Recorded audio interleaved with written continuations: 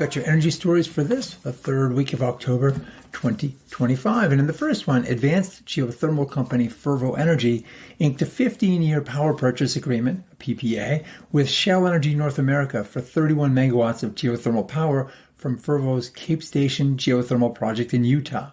The deal will help Fervo expand the project's capacity from 400 to 500 megawatts, which it will do without drilling any additional wells. The expansion is facilitated by Fervo's advancements in well design and field development, including increasing the diameter of pipes and optimized well spacing enabled by fiber optic sensing. Shell Energy will be the first off-taker from Phase 1 of this, the world's biggest enhanced geothermal systems development, set for commissioning in 2026 with its 500 megawatts of capacity now fully contracted. Well, also in the state of Utah, the U.S. Bureau of Land Management ran a competitive geothermal lease sale there, netting over $5.6 million in bids from 4 companies covering 14 parcels totaling 50,961 acres. Surprisingly, Fervo wasn't one of them.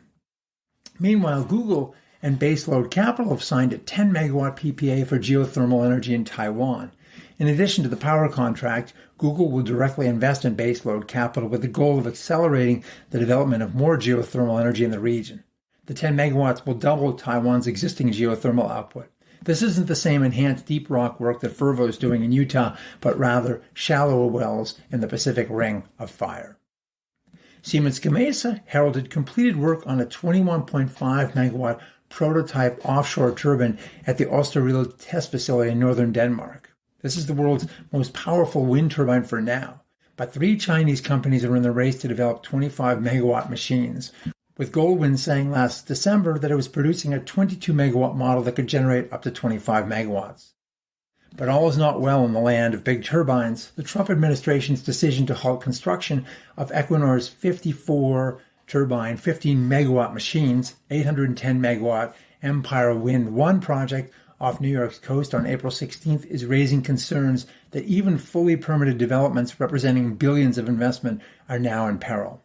President Trump's Interior Secretary Doug Burgum ordered Equinor to stop work, suggesting the project's underlying environmental analysis was faulty and rushed. Bloomberg notes, however, in an analysis, the environmental review process lasted almost 46.5 months between submission of the construction operations plans and the Department of Interior issuing approval. The average for 11 federally approved projects stands at 41.5 months, so Equinor took some more time here. The company says it will pursue legal remedies, and meanwhile another 3 projects offshore are in late stages of construction off Rhode Island, New York, and Virginia, all expected to deliver power next year. Porsche's electric vehicle lineup had a solid first quarter. Of the 71,470 cars delivered, 38.5% had a plug, with 26% being all electric. North America continues to be Porsche's largest market, with almost 21,000 vehicles sold, up 31% year over year. Of course, now that we all live in tariff land, at least for now, those numbers are likely to change. Also in EVs, battery swapping is a big deal, at least in China. According to Reuters, Chinese battery giant CATL is seeking to buy a controlling stake in EV maker NIO's power unit with its 3,000-plus battery swapping stations in China.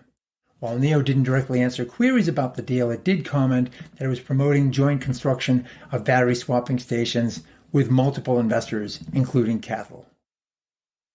Texas startup Base Power, a company that installs oversized home batteries at low prices and often under a subscription service, raised an initial $200 million in a Series B round. That influx of cash will support market growth in Texas, as well as the construction of a new factory for its battery systems.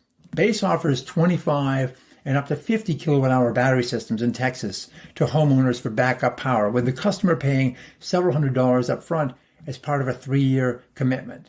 In exchange, the customers must agree to buy electricity from Base and permit the company to dispatch the batteries and sell services to ERCOT. Base projects to have installed 100 megawatts by midsummer of this year.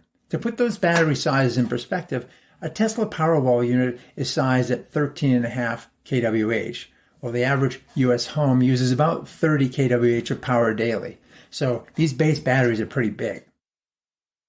Smaller nukes took another step forward. with the Canadian Nuclear Safety Commission issuing a power reaction constructor license to Ontario Power Generation, Inc., OPG, to build a General Electric Hitachi BWRX 300 small modular reactor at its Darlington new nuclear project site in Ontario. GE Vernova's website indicates construction of a new unit will take 2 to 3 years, and OPG has previously stated that it expects construction on the first reactor to be done by 2028, with additional reactors entering service between 2034 and 2036. Google's subsidiary Tapestry is partnering with PJM to develop AI-powered tools to streamline and accelerate the interconnection process, an undertaking now that takes several years.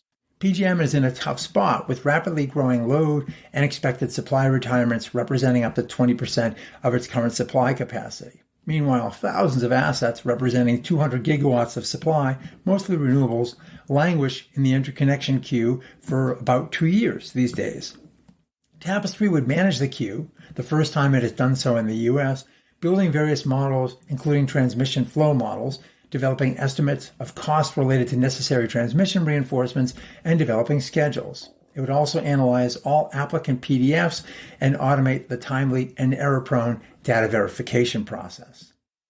Perhaps more vitally, it will integrate dozens of PJM's databases and tools to create a single model of PJM's transmission network.